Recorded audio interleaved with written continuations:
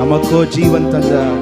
ஓனராகினு ஜீவித்தோ பல பூமி விட்டோமே போய்விட்டார். என்றாலும் நாம இந்த நாளையும் தந்த நேசரை துதிப்போம். என்றாலும் நாம இந்த நாளையும் தந்த நேசரை துதிப்போம். அருணோதயம் எழும்பிடுவோம், பாரன் இயேசுவை துதிப்போம்.